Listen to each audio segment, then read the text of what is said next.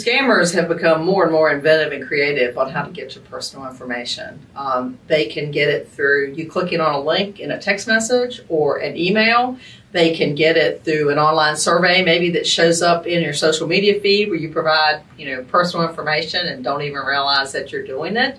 It can be the old-fashioned way by you leaving a statement around, not shredding stuff, the old dumpster diving, and where they pull account numbers or other information, that you have thrown away that you should have shredded.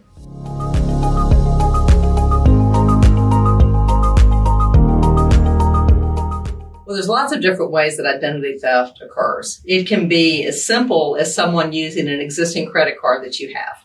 That is the simplest, that is the easiest to get resolved. When it gets more complex is when they use your account numbers that they've been able to gain to set up new credit. So now they have gotten a new credit card in your name that you're not aware of.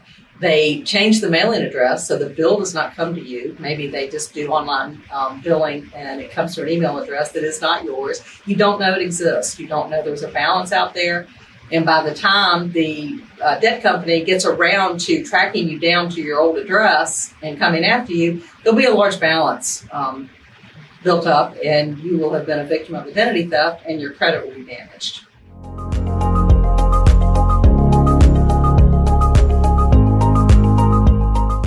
Again, if they send stuff to an address that is not yours, you may not know it's there. One way you can avoid this is by doing your credit report, checking it at least once a year through annualcreditreport.com. This way you can get a report from each of the 3 agencies once a year.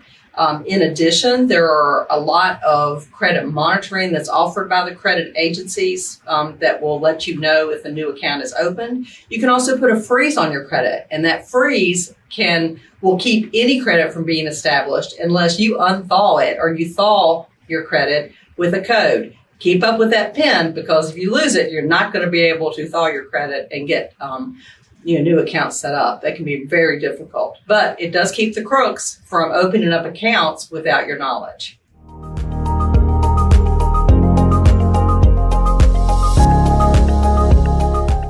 If you all of a sudden are denied credit and you've never had a problem, that is a huge early warning sign. Letters that show up in the mail from companies you've never heard of that you don't have any activity with that say that you owe money, is another big sign. You want to watch for any unusual transactions that may show up in your bank account or on your credit card. These are all signs that somebody has gained access to your financials.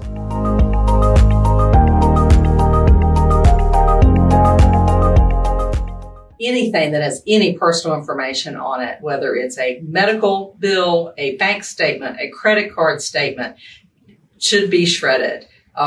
Anything that can be used with even, your name and address is public information, but again, you don't want to provide it out there. Any canceled checks, anything that could be used to gain account numbers to, establish other credit in your name should be shredded.